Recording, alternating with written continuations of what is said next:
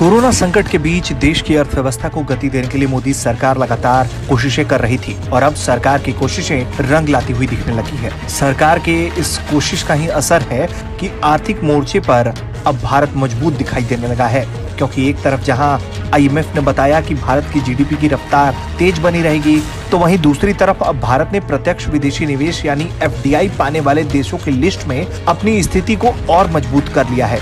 FDI के मोर्चे पर भारत के लिए पिछला साल यानी 2019 बेहतर साबित हुआ, क्योंकि भारत साल 2018 में दुनिया भर में सबसे अधिक FDI पाने वाले देशों की लिस्ट में 12वें नंबर पर था।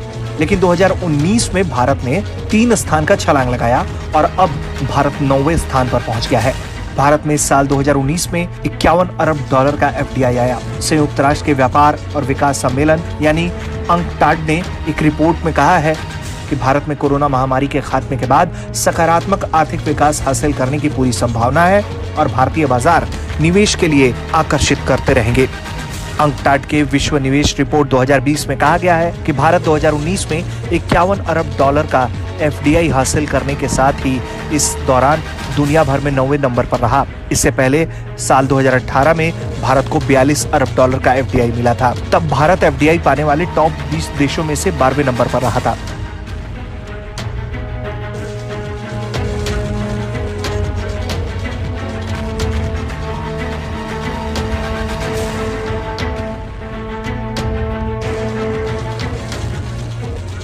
विकासशील एशिया देशों में भारत सबसे ज्यादा FDI प्राप्त करने वाला शीर्ष 5 देशों में शामिल रहा है।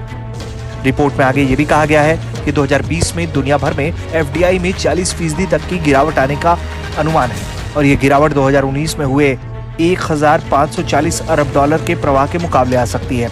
तो वहीं PTI की माने तो अगर ऐसा होता है तो ये 2005 के बाद पहला ऐसा मौका होगा कि दुनिया के देशों में FDI पहली बार $1000 अरब के नीचे आ जाएगा।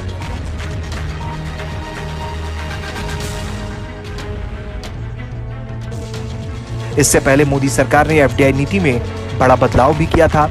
इस बदलाव के तहत भारत के साथ जमीन साझा करने वाले देशों की किसी भी कंपनी या व्यक्ति को भारत में किसी भी सेक्टर में निवेश से पहले सरकार की मंजूरी लेनी होगी।